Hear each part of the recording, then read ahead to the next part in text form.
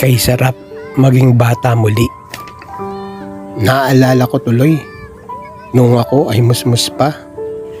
Dito rin sa parking ito sa Luneta. 40 taon na ring mahigit ang nakalipas. Noong pinapasyal kami ni nanay, dinuduyan din kami ng ganito.